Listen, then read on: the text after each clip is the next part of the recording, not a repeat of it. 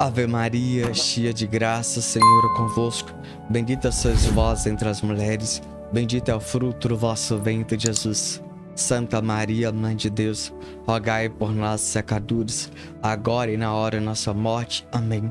São Padre Pio, intercedei por nós. Olá, caríssimo, paz e bem, Deus abençoe, que alegria ter você conosco. O Senhor te escolheu para uma grande missão. Exatamente. Pós-batismo, você de fato se tornou missionário da Messia.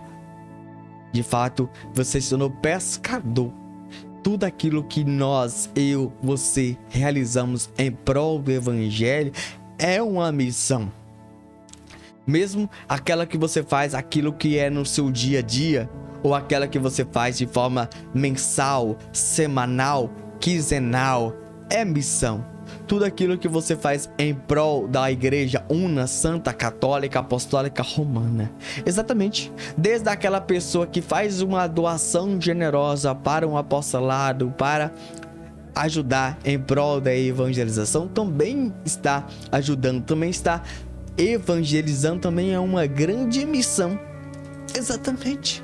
Você precisa entender, desde a pessoa que abre a porta da igreja, desde aquela pessoa que fecha a porta da igreja, também é uma missão. E mesmo aquela missão que você faz, onde ninguém sabe, ninguém ainda diz, nem o padre, nem o missionário sabe, mas você faz todas as vezes. Wênio, como assim?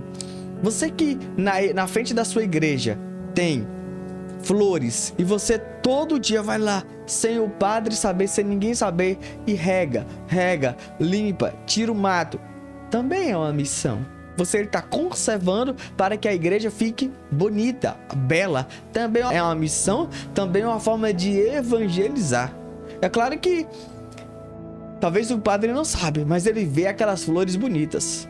É claro que ele não vai achar que é um milagre. É claro que ele sabe que é alguém, e esse alguém ele até hoje não descobriu, mas Deus sabe. No seu escondido, no seu secreto, também é uma missão, uma forma de evangelizar. Pois pessoas olham para aquelas flores e falam assim: que lindo as flores da igreja.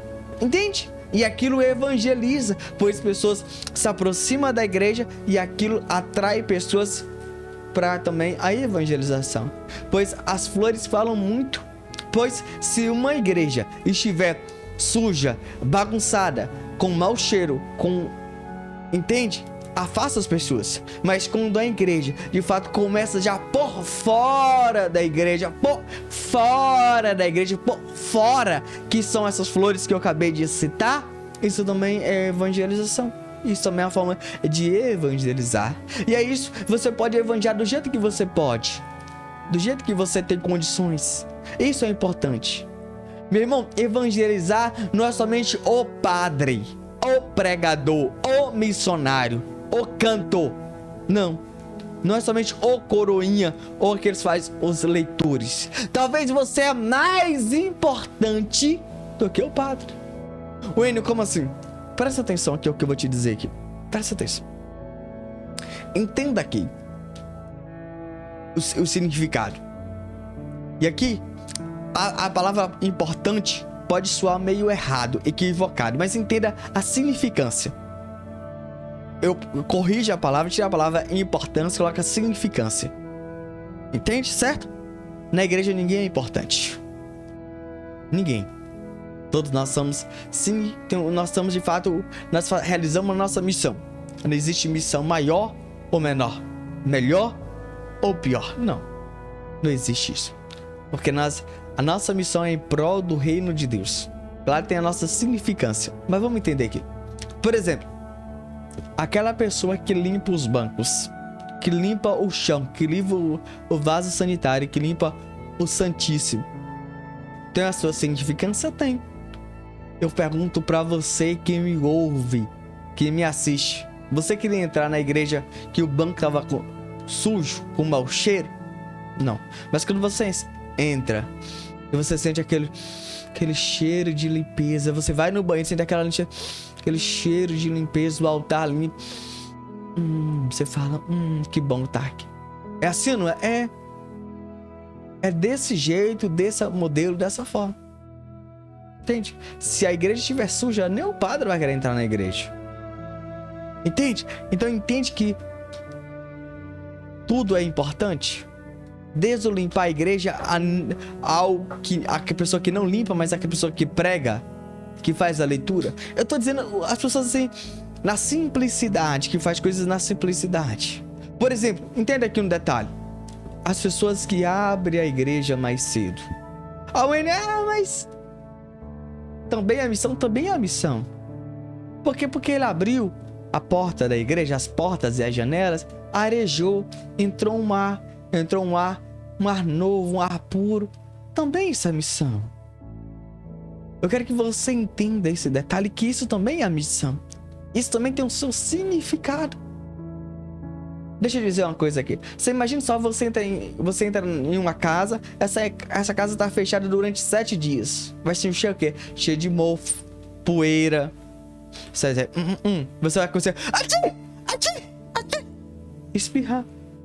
Você diz, não, poeira, alergia. Não volto mais nessa igreja. Entende? Então tudo, de fato, tem a sua importância.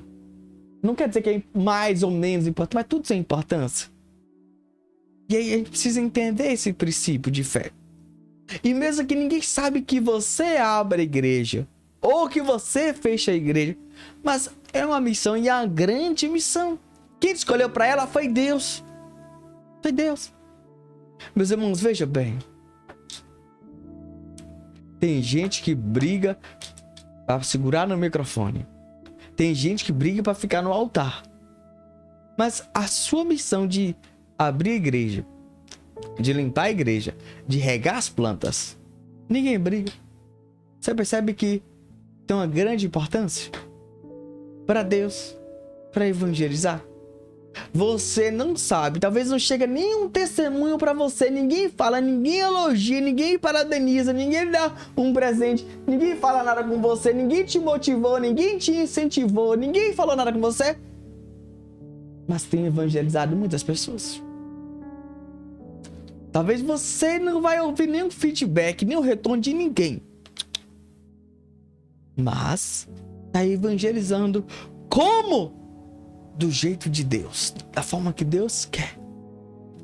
Então eu quero que você entenda uma coisa, aquela coisa mais simples que você faz corriqueira na igreja, todo domingo, todo dia, semanal, quinzenal ou mensal, também é uma grande missão. Você precisa entender esse grande princípio. Entende? Você está entendendo muito bem o que eu quero te dizer aqui? Toda missão na igreja, tudo aquilo que a gente faz na igreja também é uma missão. Você está entendendo muito bem? É claro que se você se tornar um catequista, a igreja está aberta e a igreja precisa, também é uma grande missão? Sim. Entende? Você se tornar leitor é uma grande missão e a igreja precisa? Sim. Você se tornar ministro extraordinário da comunhão eucarística é uma grande missão e a igreja precisa? Sim. Entende? Você que quer participar do coral é uma grande missão? Também a igreja precisa? Sim. Você que quer se tornar coroinha ou acólito é uma grande missão? E a igreja precisa? Sim. Você está entendendo muito bem o que eu quero dizer? Tudo é uma missão. E aquilo que você faz, Deus tem visto e tem feito total diferença na igreja. Eu não quero que você faça o desafio de ficar sem fazer para ver se alguém vai fazer. Não faça isso, não. Faça isso, não. Mas eu queria te dizer uma coisa. Presta atenção que eu vou te dizer uma coisa. Para Deus, que quem vê tudo, quem percebe tudo é Deus. É o Senhor Jesus Cristo. Você precisa entender. Eu preciso entender isso, você precisa entender, nós precisamos entender isso, que faz total diferença na igreja isso. Você precisa entender, nós precisamos compreender que quem faz tudo isso é o Senhor Jesus Cristo. Entende? Diga, estou entendendo tudo, Enio. Estou compreendendo tudo, Enio. Nós precisamos entender esse grande mistério da igreja. Por exemplo, existe um local na igreja chamado o local onde acontece a catequese, o centro pastoral. Talvez quem fica lá? Ninguém. Quem vai lá? Ninguém. Mas que você que decide ir lá, organizar as cadeiras, limpar o depósito, organizar tudo aquilo, também é uma forma de evangelizar? Pois talvez um dia da semana ou no final de semana, os catequizando vai chegar, vai ver o cheiro, vai ver a limpeza, vai ver algo que tá diferente. E Deus também tá vendo o que você fez, e você fez no escondido, no secreto. Também é uma evangelização, também é uma missão. Entende? Você que tem a chave, você que guarda a chave na sua casa, você que entrega a chave para as pessoas que vai utilizar do local da igreja ou do centro pastoral, também é uma missão, também é uma grande missão. Entende? Porque, meu irmão, todo aquele que conserva do local da igreja também é uma grande missão. Nós precisamos entender esse grande detalhe. E todos nós somos importantes para Deus. Você é precioso, nós somos preciosos. Só que a gente muitas vezes só fica olhando assim, não, o padre é importante. Os coordenadores é importante. Eu queria ser coordenador. Mas deixa eu te dizer uma coisa, Deus te escolheu para essa missão. Qual é? A que você exerce. Então exerça bem.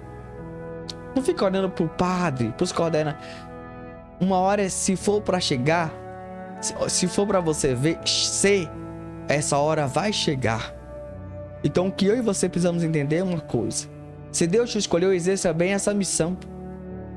Entende? Seja fiel no horário, seja fiel a realizar, não venha murmurar, não venha criticar, não reclame porque você faz sozinho, não reclame nada.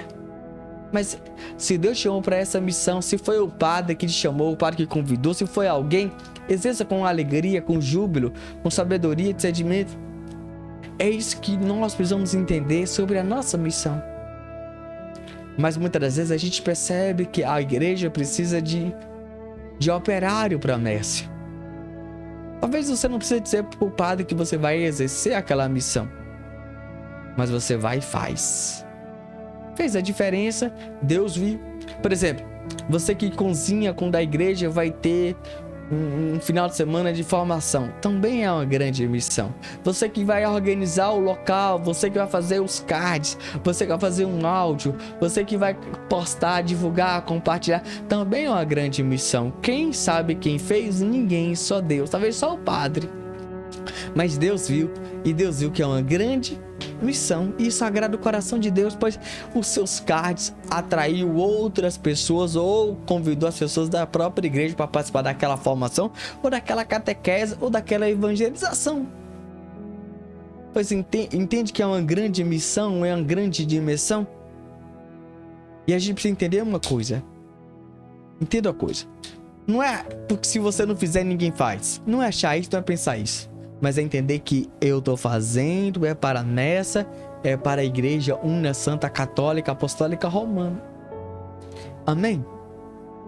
Você que tem um costume de todo domingo, toda santa missa, quando você chega, você vê que as velas estão apagadas, você vai lá e acende.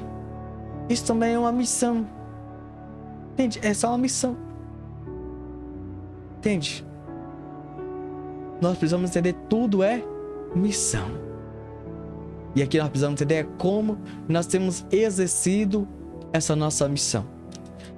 O que acontece dentro da igreja? A gente muitas das vezes, aquilo que Deus me escolheu para ser, a gente muitas das vezes estamos querendo ser o que o outro faz, o que o outro realiza, entende? Por exemplo, o Senhor escolheu Pedrão para ser o primeiro Papa. Deveria ser Pedrão? Deveria continuar sendo Pedrão? Sim. Pode ter um sucessor? Sim, teve e aconteceu um sucessor. Mas o Senhor escolheu aquele tempo Pedro. Entende? Aquele tempo foi Pedrão. Quem tirou Pedrão de lá? Ninguém, porque Deus escolheu Pedrão. Entende? Pedrão escolheu. Deus escolheu Pedrão. E foi Pedro. Por exemplo, Deus escolheu Mateus. para ser, de fato, seu tesoureiro do colégio apostólico. E foi Mateus. Mateus sempre coletava os dinheiros. E Mateus sempre cuidava do financeiro do colégio apostólico, dos apóstolos.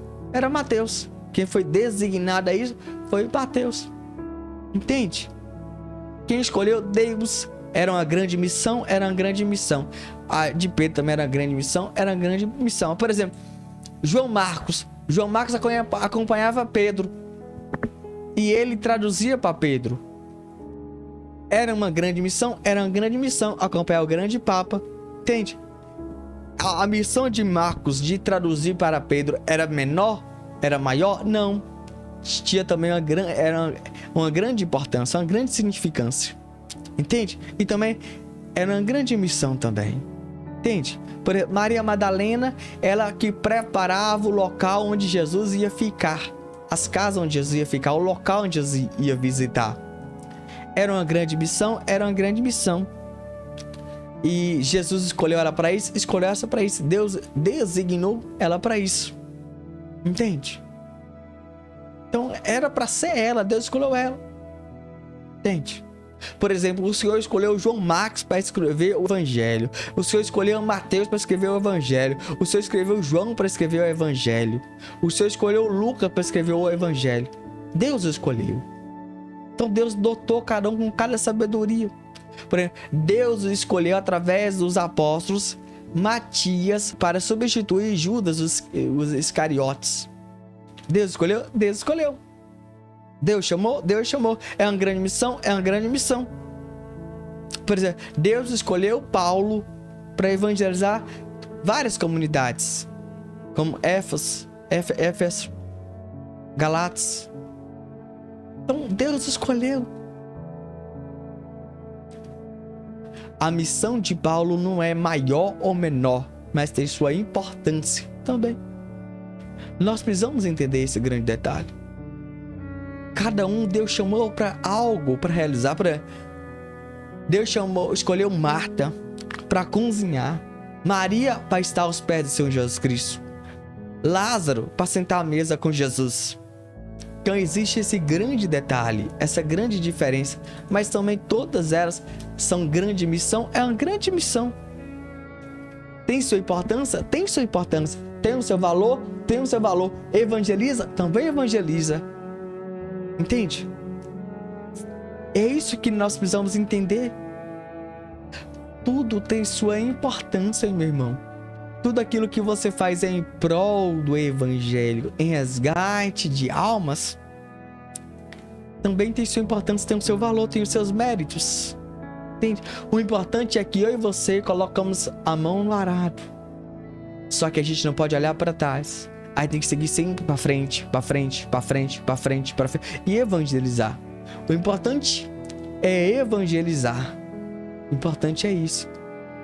E é isso que a gente precisa hoje assumir o nosso papel de missionário, pois nós somos isso. É isso que você é. Você é um missionário. Após o seu batismo, você se tornou um grande missionário. Um missionário não é só para aquele que sai da sua diocese, da sua cidade, do seu estado, do seu Brasil. Mas somos todos nós.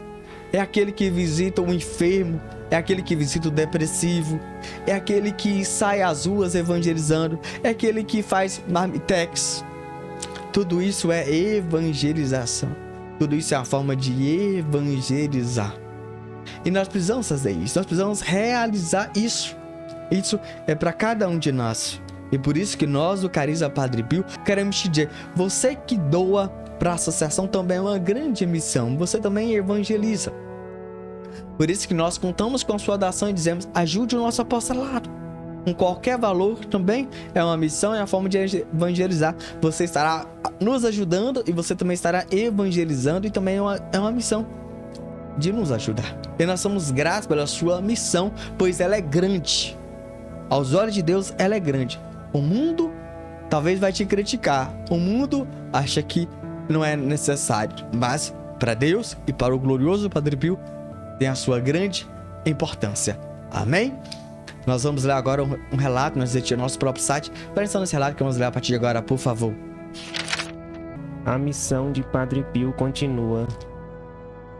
Se ele segue de perto a expansão de suas obras, cuja paternidade e de sucesso atribui unicamente à providência divina, Padre Pio continua a se consagrar prioritariamente a seu ministério junto às almas no sacramento da reconciliação.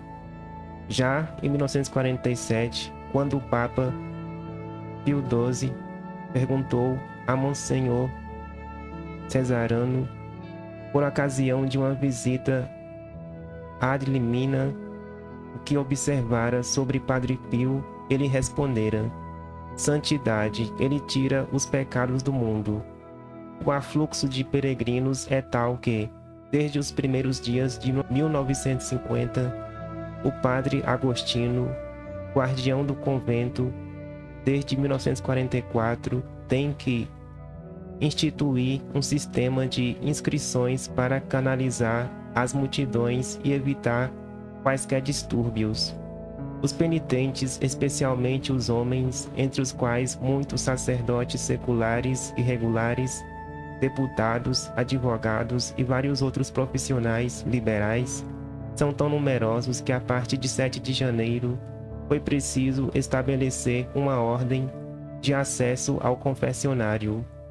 Pela mesma razão, ordena-se com mais frequência que Padre Pio celebre a missa ao ar livre, na esplanada da Igreja de Nossa Senhora das Graças, que se revela muito pequena para acolher tão grandes assembleias. Da mesma forma, depois da guerra, as cartas que chegam ao convento são cada vez mais abundantes. Em março, abril de 1960, contaram-se exatamente 41.719, das quais provindas da Itália e 18.940 do exterior.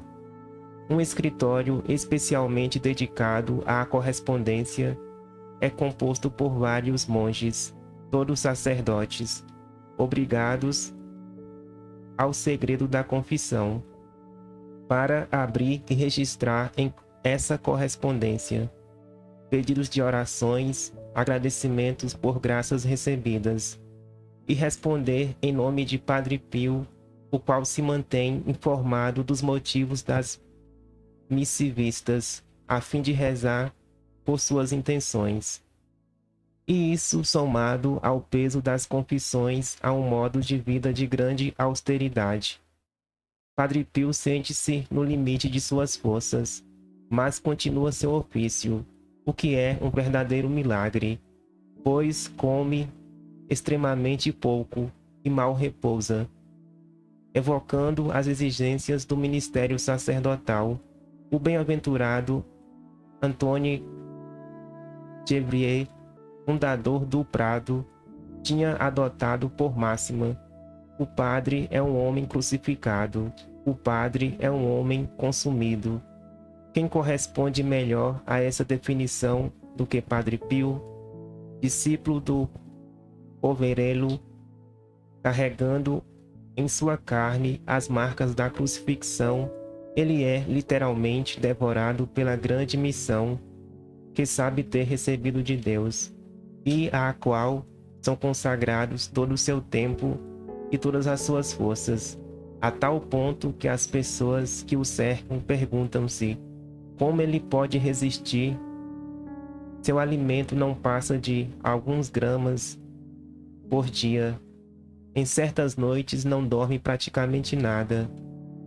Pode-se dizer que ele é um milagre vivo. A essas condições extremas de vida acrescenta-se o peso dos anos. Ele já é um sexagenário. O declínio cada vez mais sensível de uma saúde que nunca foi mais pujante. Os sofrimentos íntimos causados pela morte de várias pessoas que lhe são próximas. Em 7 de outubro de 1946, Grazio Forgione falece na casa da fiel Maria Pili, que o acolhera a fim de que pudesse passar os últimos anos de sua longa existência perto de seu filho. Várias de suas filhas espirituais, que eram de San Giovanni Rotondo ou ali se estabeleceram, terminaram suas vidas no silêncio, como desvanecendo-se.